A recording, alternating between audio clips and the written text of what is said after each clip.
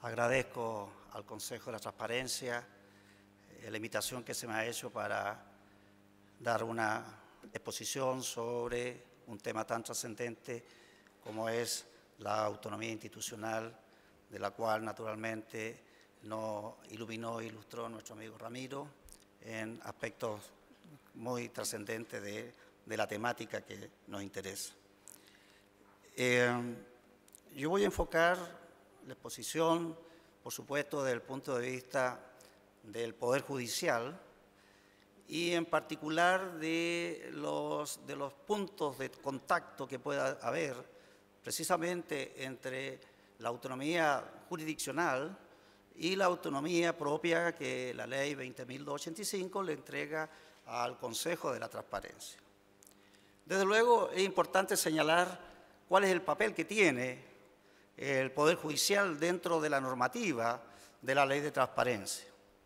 Y en verdad, si uno examina esta ley, encuentra que la relación que existe entre el Poder Judicial y la ley misma, y especialmente con el Consejo de la Transparencia, es muy importante y que se nota precisamente en que el legislador quiso colocar al Poder Judicial en una situación naturalmente diferente de otro órgano del Estado, precisamente por la función que va a cumplir el mismo Poder Judicial dentro del ejercicio de las funciones que le competen al Consejo de la Transparencia.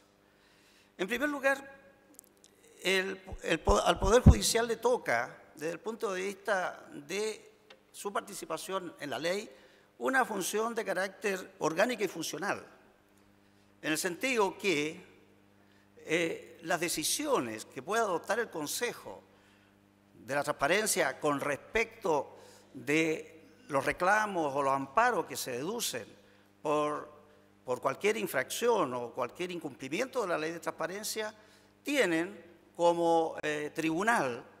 competente para conocer de esta reclamación una sala o una corte de apelaciones respectiva.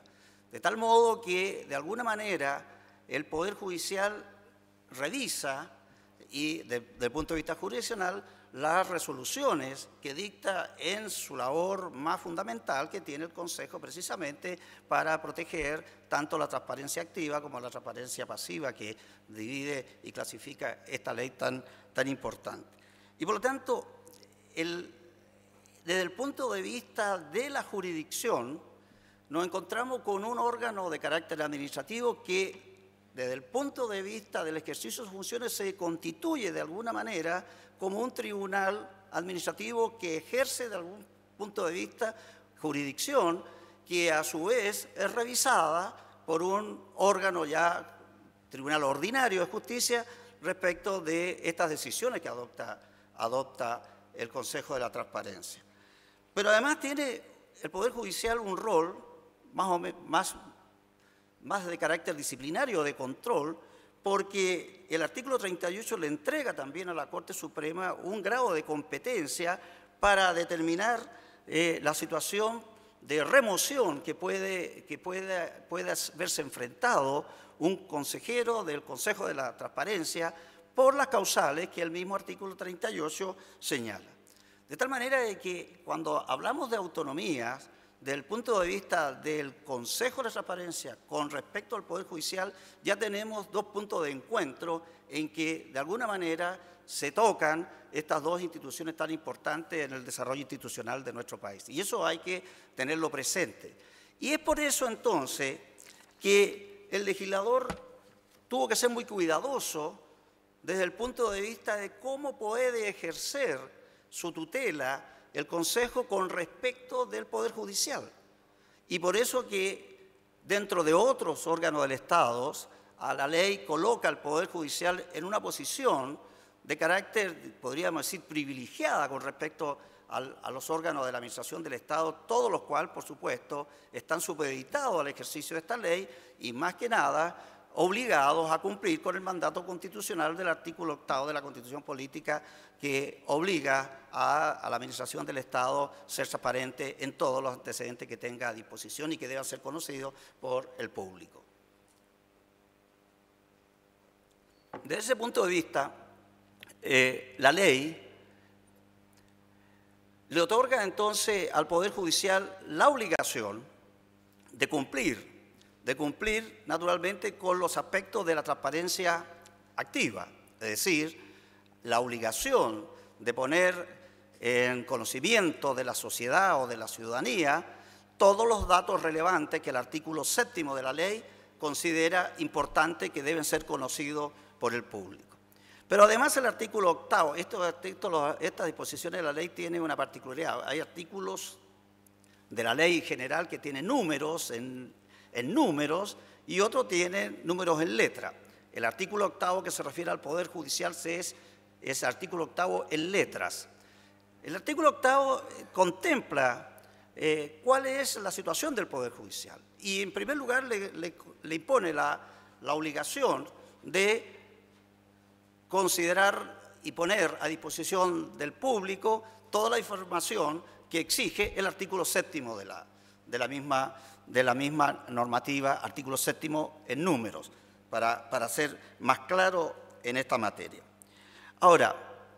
sin embargo, hay algunas cuestiones que tienen que tomarse en consideración porque de alguna manera el legislador, con respecto al artículo 8º en letras, que se refiere exclusivamente al Poder Judicial, tiene algunas incongruencias con respecto al texto del artículo 7º. Aparentemente uno pudiera indicar o pudiera entender que el artículo 8º pudiera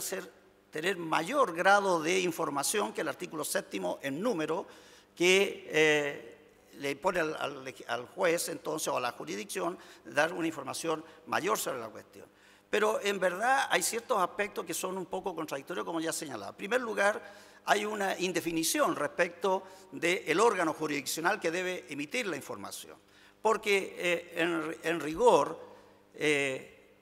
cuando se habla de la jurisdicción o del ejercicio de la jurisdicción, aquella que define el artículo 76 de la Constitución, que dice que la jurisdicción la ejercen solo los tribunales establecidos por la ley, esos tribunales establecidos por la ley, en definitiva, están contenidos en el artículo 5º del Código Orgánico de Tribunales, que clasifica a los tribunales, como todos sabemos, en los tribunales ordinarios, los especiales y los arbitrales. Y dentro de los ordinarios se dice que son aquellos tribunales que integran el Poder Judicial, que forman parte del Poder Judicial, y considera a los especiales como tribunales que a su vez integran el Poder Judicial. Nomenclatura que es bastante conocida por los jueces, pero que seguramente el público no tiene la obligación de saberlo también. Pero es muy precisa esa nomenclatura. De tal manera que aquí una primera confusión que existe es en la identificación de los roles que corresponden a los distintos tribunales que puedan formar parte ya de un tribunal especial o de un tribunal ordinario. Pero el tema es más complejo porque como la información le está entregada o debe ser entregada por el organismo administrativo del Poder Judicial, que es la Corporación Administrativa del Poder Judicial, resulta que la Corporación Administrativa no controla o no ejecuta políticas financieras ni administrativas respecto de determinados tribunales especiales, como por ejemplo los tribunales militares, como por ejemplo los tribunales de juzgado de policía local, que son tribunales especiales y que en hipótesis debieran estar contenidos también dentro de la ley de transparencia en el artículo 8º. Y finalmente, en lo que se refiere también a esta incongruencia que uno advierte respecto al artículo 8º, advierte también cualquier observador que en rigor la información que pide, que es lo más relevante, porque la ciudadanía está muy interesada en saber muchos aspectos de cómo funciona el Poder Judicial, especialmente en cuanto a rendición de cuentas, pero también tenemos un público muy numeroso interesado en cómo se resuelven los conflictos jurisdiccionales. Y desde ese punto de vista, el legislador en esta materia limita, digamos, la información a determinadas resoluciones judiciales, sentencias de importancia, que son las que están obligadas a dar los tribunales, pero dejan al margen de la información un grupo importante de resoluciones jurisdiccionales que debieran ser también de interés para el público. Hechas las acotaciones que me parecen pertinentes respecto de esta vinculación que debe existir entre el Poder Judicial y especialmente el Consejo de la Transparencia, y en orden, naturalmente, a la colisión que puede producirse con respecto de las autonomías propias de ambos órganos tan importantes en el Estado, es necesario enfatizar entonces qué entendemos nosotros como jueces con el término de autonomía. Y nosotros tenemos muy clara una distinción básica. ¿Autonomía es lo mismo que independencia? ¿O independencia supone autonomía? Porque desde el punto de vista constitucional, la independencia está absolutamente garantizada en el artículo 76 de la Carta Fundamental, en la que le entrega absolutamente al Poder Judicial o a los tribunales establecidos por la ley la facultad de conocer, juzgar y hacer ejecutar lo resuelto. Y limita claramente que otros órganos del Estado puedan ejercer funciones judiciales, de tal manera que ya tenemos un concepto constitucional en que el Poder Judicial, dentro de su actividad netamente jurisdiccional, es un órgano independiente. Y lo vuelve a repetir el artículo 10 del Código Orgánico de Tribunales, en que dice claramente que el Poder Judicial es independiente de cualquier otro órgano del Estado. Y, por supuesto, no puede ser de otra manera, porque dentro también de la teoría de los derechos fundamentales, dentro de la teoría del debido proceso de ley, no se puede concebir un debido proceso de ley sin la existencia de un juez independiente. Y, por lo tanto, desde ese punto de vista, nosotros consideramos, o los jueces consideran en general, que la independencia está asegurada normativamente, constitucionalmente, y por último también está contenida en todos los tratados internacionales respecto a los cuales Chile se siente obligado de acuerdo al artículo 5 de la Constitución Política del Estado.